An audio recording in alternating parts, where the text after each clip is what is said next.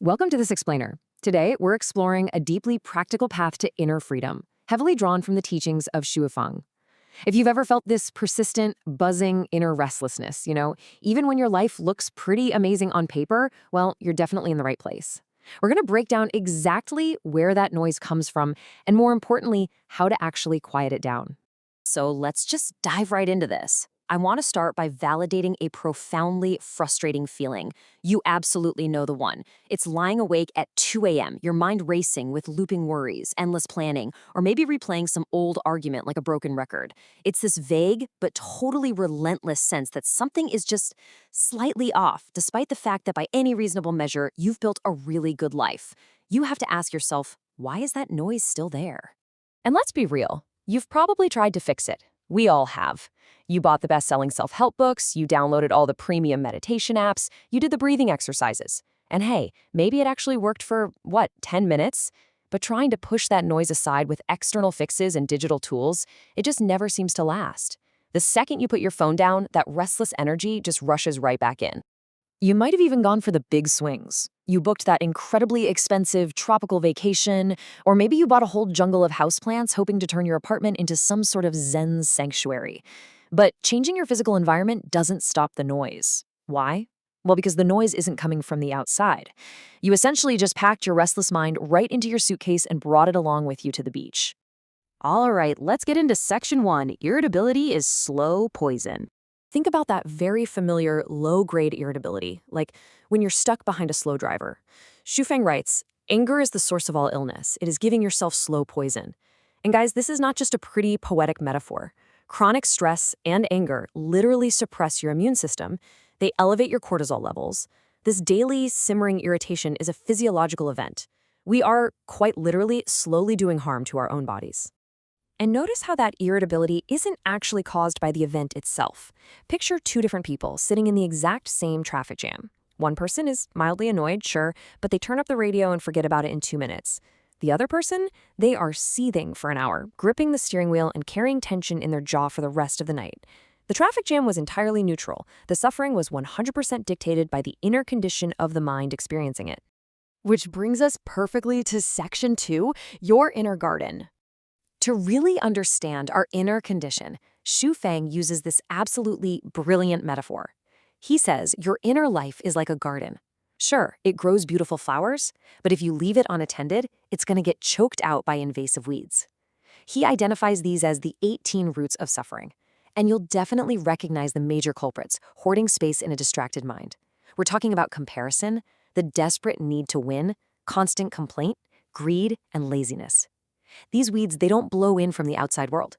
They sprout from conditions that are already sitting right there in our own mental soil. Let's zoom in on one of the most toxic weeds of all, comparison. The comparison trap is this cruel little mechanism that takes your actual, totally sufficient life and magically transforms it into a deficit.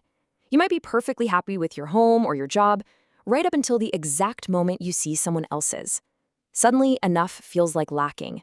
And the absolute worst part about this, the reference point is always moving.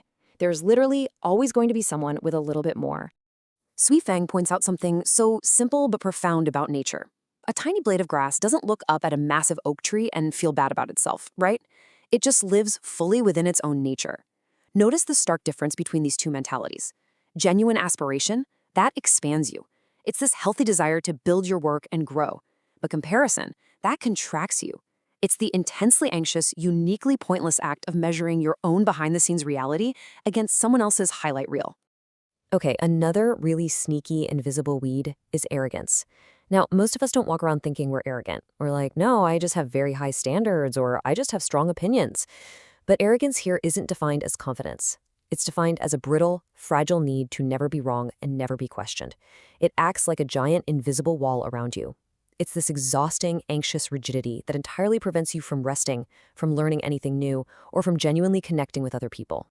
This distinction really reshapes our understanding of what true strength is. True confidence is like water. It's quiet, it's yielding, it's totally supple, yet given enough time, water can wear away solid stone. Arrogance, on the flip side, is just brittle fragility. Think of glass. When you put it under pressure, the brittle thing completely shatters. while the supple thing bends, adapts, and endures.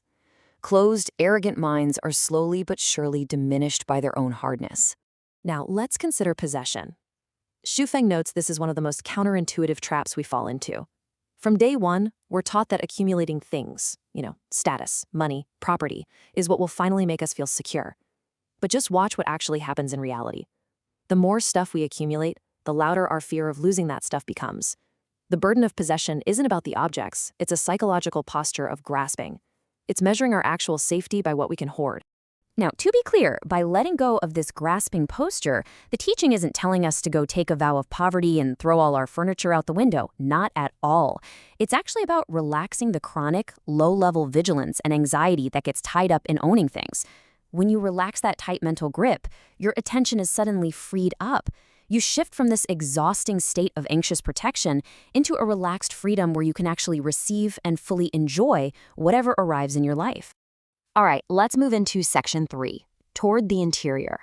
So if the apps and the vacations don't work, and our suffering is being generated by these internal weeds, where exactly does our focus need to shift? Well, here is the absolutely crucial turning point. The root of suffering is always inside. It is never the trigger. The trigger is just the weather. Your reaction is the soil. And you know what? Realizing that the problem is entirely inside is actually incredibly empowering. Why? Because it means the garden is yours to tend. The cure is entirely within your control. So how do we do it? Let's look at section 4, the practice of noticing.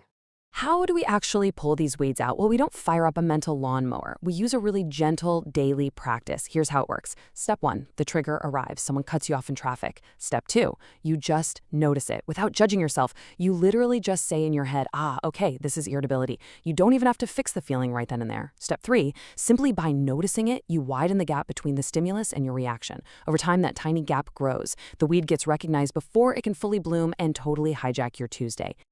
Finally, section 5, what the cleared garden actually feels like. When you practice this honest, gentle attention every single day, your internal landscape fundamentally shifts.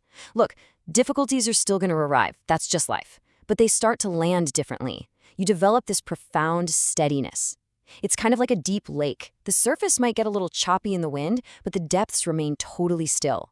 And because your energy is no longer being drained by constant, anxious self-protection, it gets freed up. It gets freed up for genuine warmth, deep connection, and this incredibly natural, almost childlike joy. Remember, your restless mind is not broken, okay? This is not a life sentence. It is quite literally just an unattended garden that is patiently waiting for your attention. As Zufang beautifully states, open the heart and joy opens with it. As we wrap up this explainer, I want to leave you with a really powerful thought to take into the rest of your week. The very next time you feel that familiar low-grade irritability bubbling up, just pause. Ask yourself, what will you choose to notice in your inner garden today? Are you going to let the weeds take over, or will you create that quiet, tiny gap of freedom? The choice is entirely yours. Keep tending to your garden, and I'll see you next time.